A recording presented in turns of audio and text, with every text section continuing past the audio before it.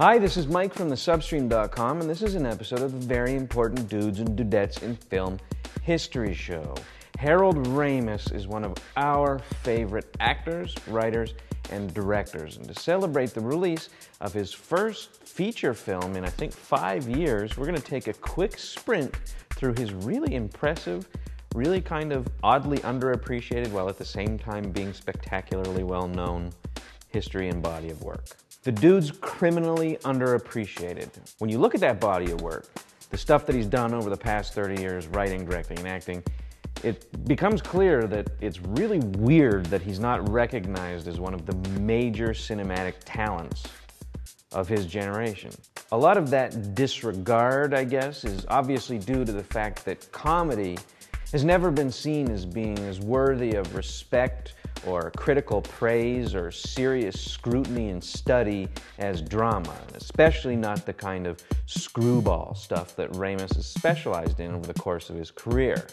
He started out in the Second City Theater in Chicago working with John Belushi, and from there he went to New York to work on the National Lampoon Radio Hour with guys like Chevy Chase and Gilda Radner.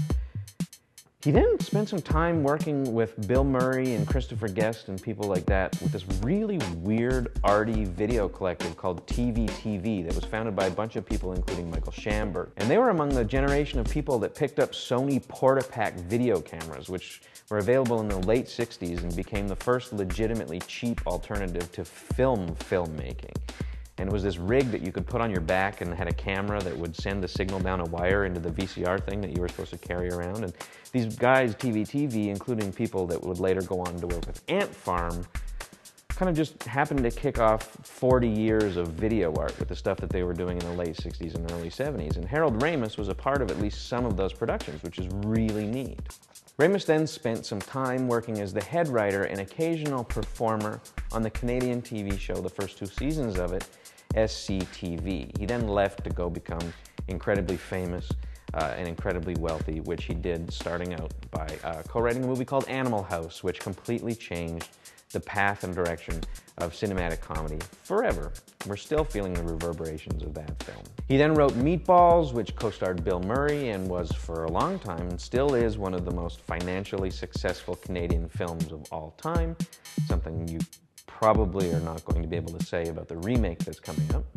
For his third film, he decided what he was going to do is co-write and make his directorial debut with a film called Caddyshack. Are you starting to kind of see the direction that this guy's career is taking? He decided to relax a little bit then, and he directed the National Lampoon Vacation film, and then co-wrote and starred in the Ghostbusters movie.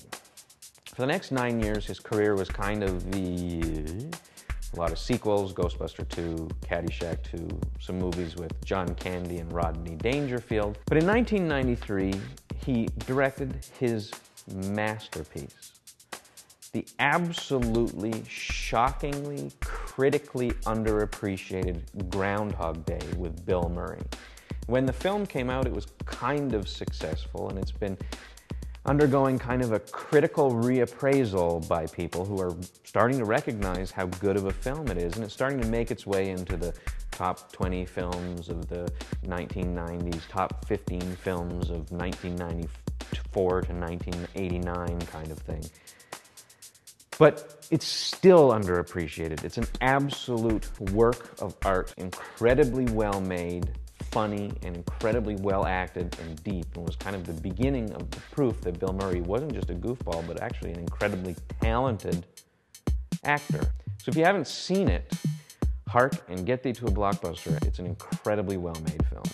Deciding, I guess, that he hadn't worked yet with all of the people that have been funny in Hollywood for the past 30 years, he's directed the Judd Apatow-produced Year One, which stars Jack Black and Michael Cera, which comes out on Friday. Harold Ramis is absolutely one of our favorite filmmakers working, and truly should be seen as one of the most important dudes and dudettes in film history. He's incredibly funny, talented actor, writer, and director, and he should be up there with the greats of this generation of filmmakers. God damn it. And the fact that he's not is an outrage!